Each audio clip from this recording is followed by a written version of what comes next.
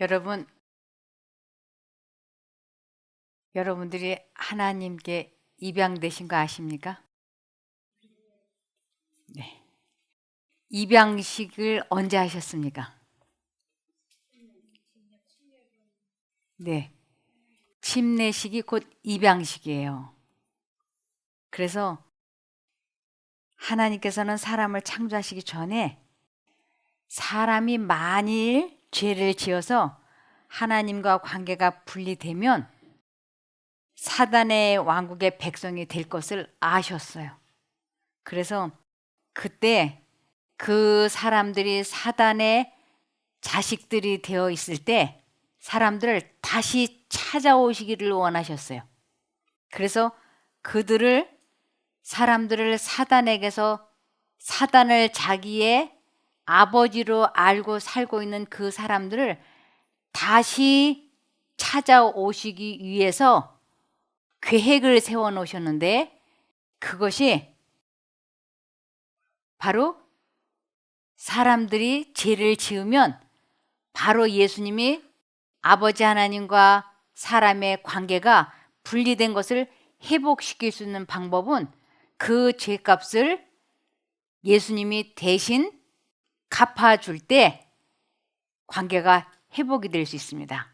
그래서 그때 그것을 믿고 하나님께로 돌아오는 자들을 하나님께서는 입양을 하셨다라고 말씀을 하십니다. 그런데 입양이라는 것은 언제든지 파양이 될 수 있어요. 하나님께서는 당신이 입양을 하셨기 때문에 그분은 절대로 파양을 하지 않으십니다. 그분께서는. 그런데 사람 쪽에서는 언제든지 파양을 할 수가 있어요. 그리고 우리들이 이 세상에 1차로 태어날 때는 첫 번째로 이 세상에 출생할 때는 아무도 내가 여자로 태어날 것인지 내가 이렇게 만들어질 것인지 나의 성격을 내가 내성적으로 아니면 적극적으로 이렇게 해야지 라고 내가 선택을 해서 태어난 사람은 이 세상에 아무도 없는 것입니다.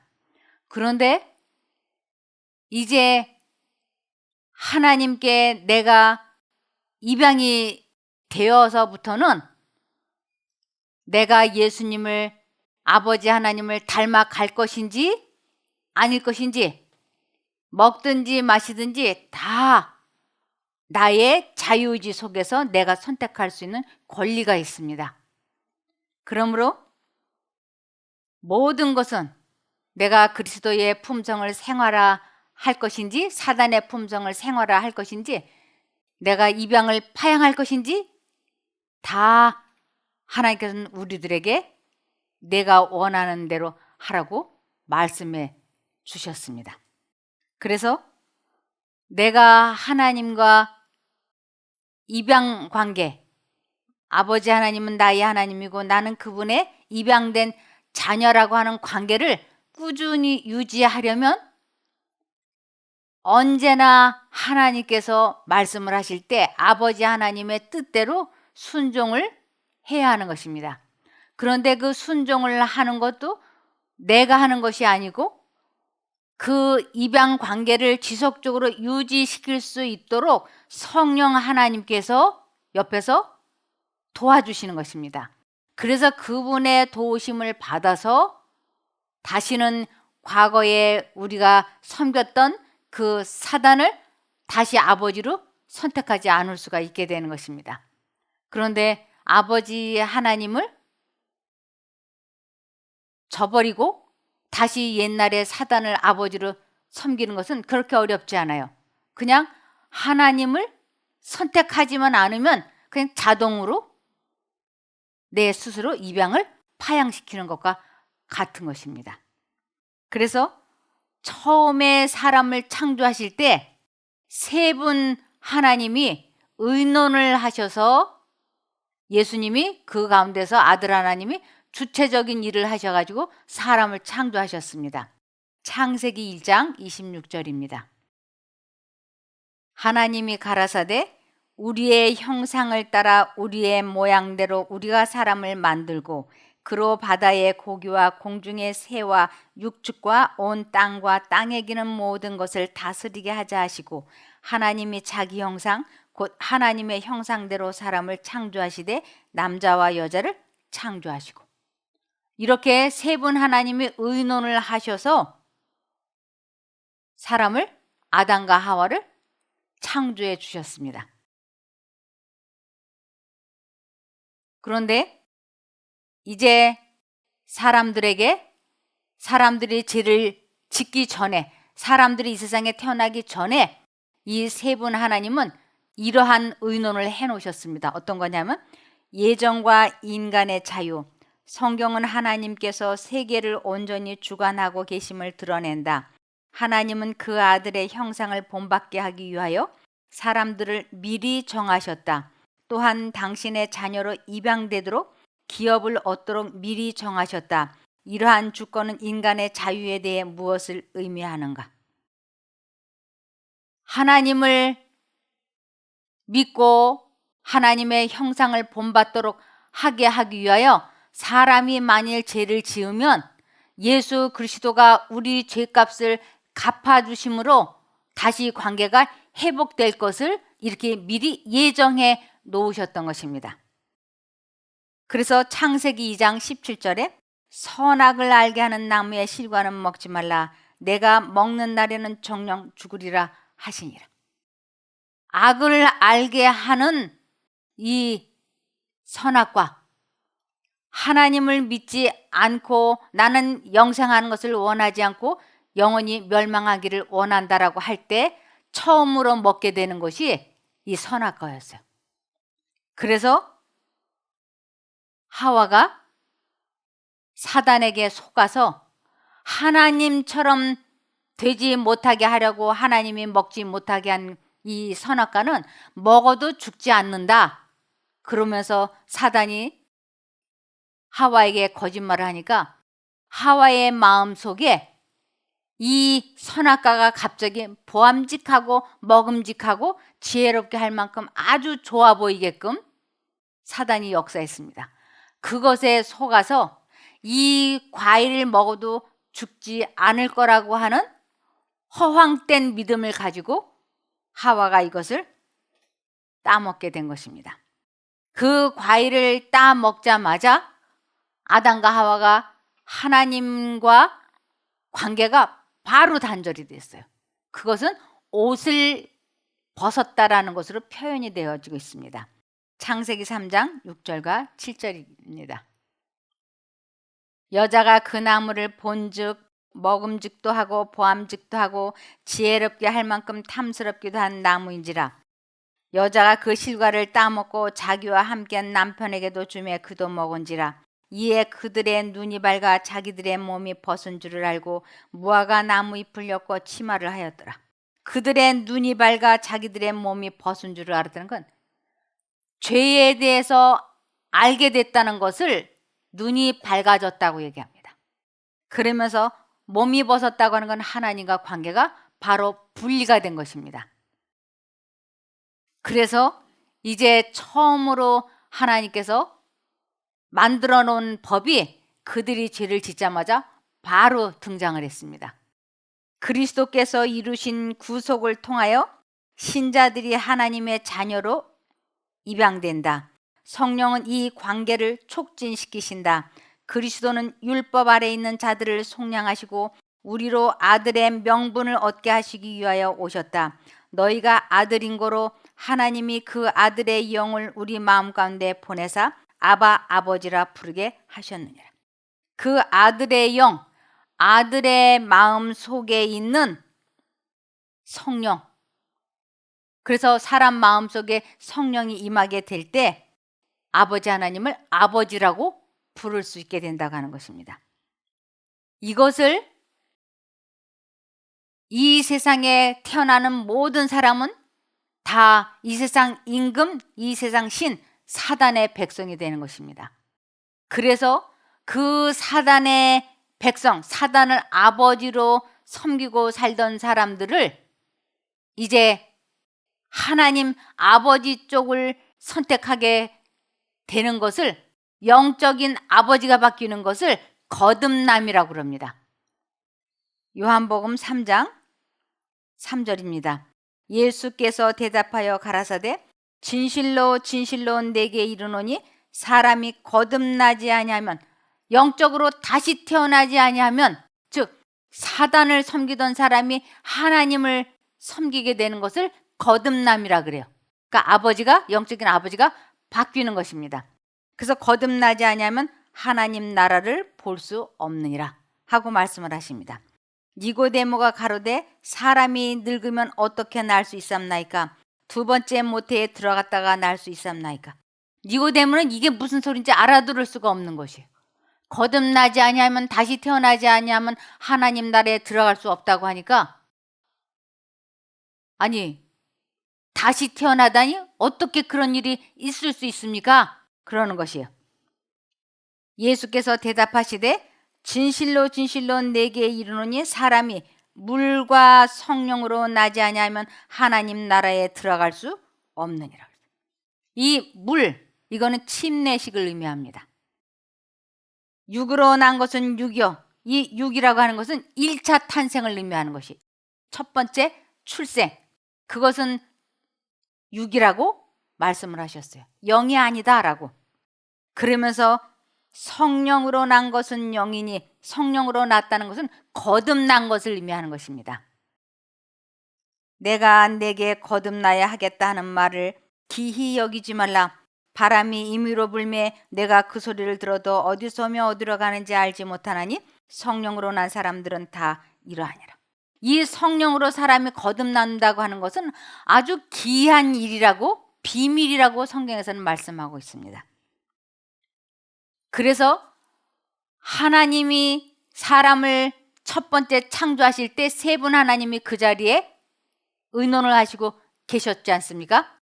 우리가 우리의 형상대로 사람을 만들고, 이렇게 말씀을 하셨죠. 그래서 창조하실 때 세 분 하나님께서 의논하시고 창조하셨던 것처럼 입양할 때도 세 분이 참여하십니다. 침례식은 하늘과 땅의 모든 우주 거민이 보는 가운데서 치러지는 입양식인 것입니다. 마태복음 28장 19절에서 20절입니다.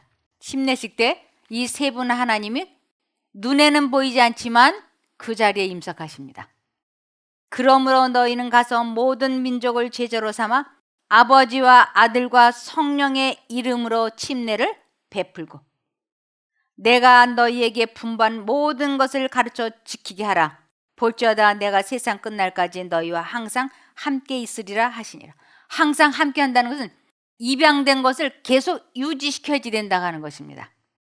그것을 계속해서 유지시키려면 내가 너희에게 분부한 모든 것을 가르쳐 지켜야지 된다고 하는 것입니다. 그러면서 마태복음 23장 9절에 땅에 있는 자를 아버지라 하지 말라. 너희의 아버지는, 영적 아버지는 한 분이시니 곧 하늘에 계시니시니라. 그래서 이 침례식은 아주 대단히 중요한 것입니다. 이 침례를 하지 않으면 그 세 분 하나님이 임석하시고 온 우주 거민이 보는 앞에서 사단의 자녀가 하나님의 자녀로 입양된다고 하는 것이 공식적으로 되는 것이기 때문에 그것을 하지 않는다는 것은 아주 불행한 일이라고 할 수 있는 것입니다. 하나님의 가족으로 입양됨, 동시에 신자는 양자의 영을 받았다. 하나님은 그들을 당신의 자녀로 입양하셨다. 즉 신자들이 우주의 왕의 자녀가 되었다는 의미다.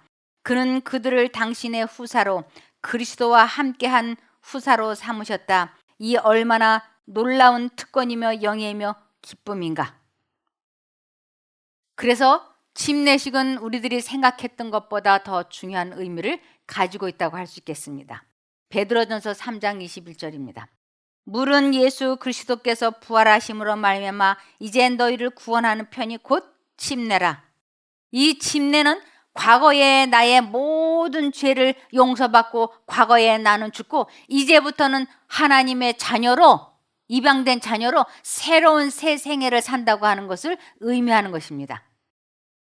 이는 육체의 더러운 것을 제하여 버림이 아니요 하나님을 향한 선한 양심의 간구니라. 이제 과거에 나는 죽고 이제 하나님의 성령에 의하여 새로운 생애를 살게 되는 것을 물침례라고 하는 것입니다. 그리스도 안에서 우리는 이미 하늘의 궁전에 있다. 성령에 참여한 바 된 사람들은 실제로 내세의 능력을 맛보았다. 이것은 우리들이 물침례를 받을 때 우리들의 이름이 교회에 실제적으로 교적에 등록이 됩니다.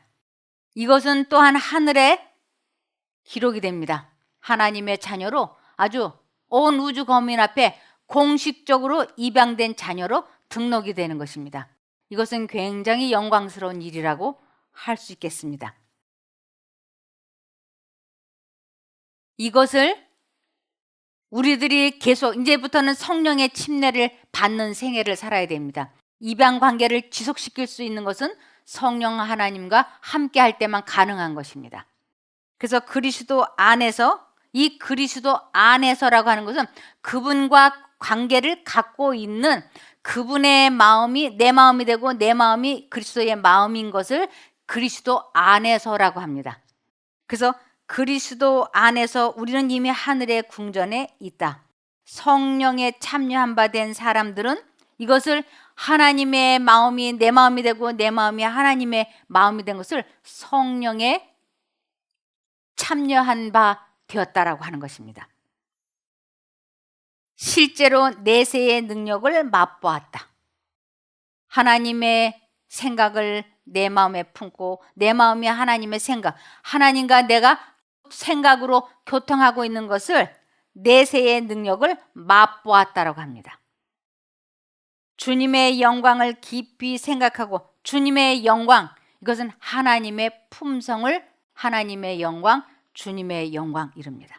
그래서 하나님의 품성을 깊이 생각하고 우리의 시선을 매력적인 그리스도의 사랑스러운 품성에 고정시킴으로 말미암아 우리는 저와 같은 형상으로 화하여 영광으로 영광에 이른다. 지속적으로 내 마음과 정신을 하나님께 고정시킬 때 우리는 점점 그리스도의 품성을 생활해 나갈 때 우리의 본성이 바뀌고 하나님의 품성으로 변화되어 가는 것을 영광에서 영광으로 변화되어 간다고 하는 것입니다. 그럴 때만 이 입양된 관계는 하나님과 나와의 관계는 계속 유지되는 것입니다. 우리는 재림 때 경험하게 될 변화를 위해 준비되고 있는 것이다. 우리의 최종적 구속과 하나님의 자녀로의 입양은 미래에 있을 것이다. 우리가 하나님과 관계가 되어서 정말로 하나님의 자녀로 완전히 입양이 결정이 되어서 천국에 갈 일은 미래에 있을 일이라고 합니다. 바울은 피조물에 고대하는 바는 하나님의 아들들에 나타나는 것이며 우리까지도 속으로 탄식하며 양자될 것 곧 우리 몸의 구속을 기다리느니라고 말한다. 우리는 지금 하나님의 입양된 자로서 지금 이 세상에 살고 있는 것입니다. 그러므로 입양식은 꼭 해야 됩니다. 마가복음 16장 16절입니다. 믿고 침례를 받는 사람은 구원을 얻을 것이요 믿지 않는 사람은 정죄를 받으리라. 믿고 침례를 받는 것은 입양이 되는 것입니다. 그리스도의 제자들은 세상에서 나와서 따로 있고 부정한 것을 만지지 말라는 명을 받았다. 그들은 지극히 높으신 자의 자녀가 된다는 약속, 왕의 가족이 된다는 약속을 받았다. 그러나 그들 편에서 조건이 맞지 않으면 약속의 성취를 이루지 않을 것이며 이룰 수도 없다. 우리 편에서 파양이 되지 않도록 조건에 맞춰야지 되는 것입니다. 조건에 맞지 않으면 주님께서 이 세상에 오실 때 우리는 입양된 자녀로 천국에 가지 못합니다. 그래서 꼭 이 조건에 맞는 생애를 살아야 하는 것입니다. 기독교를 공언하는 것은 하나님 앞에서는 아무것도 아니다. 그러나 그분의 요구에 대한 참되고 겸손하게 자원하는 순종은 그분의 입양된 자녀들, 은혜의 수혜자, 위대한 구원의 참여자임을 나타낸다. 그들은 특별한 자들이 될 터인데 세계와 천사들과 사람 앞에서 구경거리가 될 것이다. 그들의 특수하고 거룩한 품성은 눈에 띄게 될 것이며 세상으로부터, 세상의 애착과 정욕으로부터 구분될 것이다.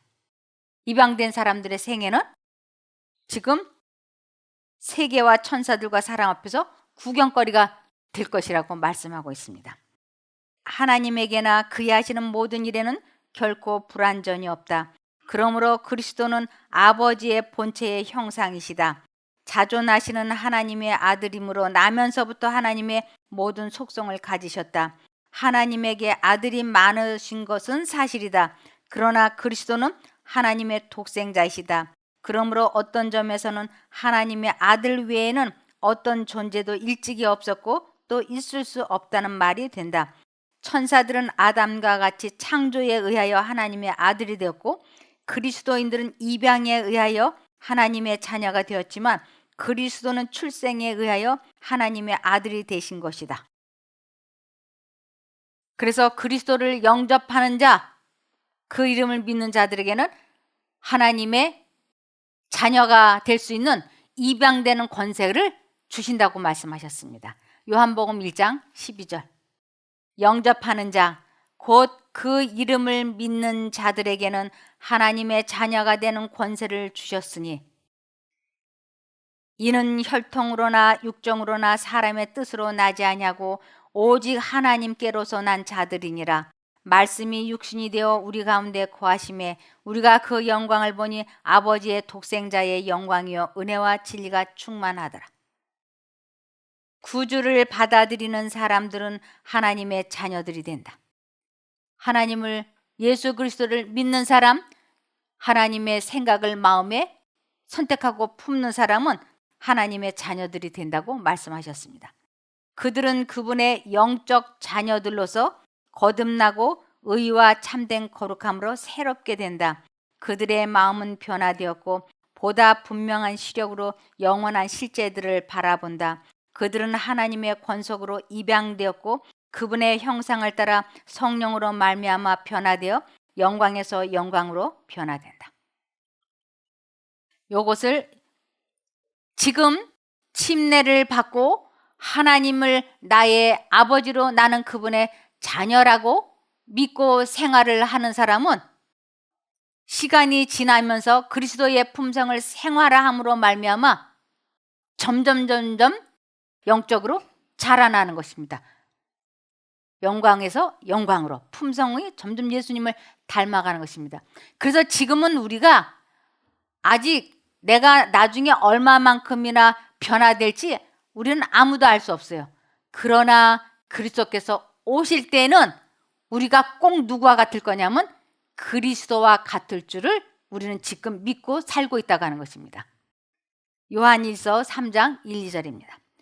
하나님 아버지께서 우리에게 베푸신 사랑이 얼마나 큰지 한번 생각해 보십시오.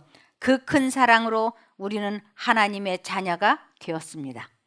그러나 세상이 우리를 몰라보는 것은 그들이 아버지를 알지 못하기 때문입니다. 사랑하는 여러분, 이제 우리는 하나님의 자녀입니다. 장차 우리가 어떻게 될지는 아직 모르지만 예수님이 나타나시면 우리도 그분처럼 되어 그분의 참 모습을 보게 될 것입니다.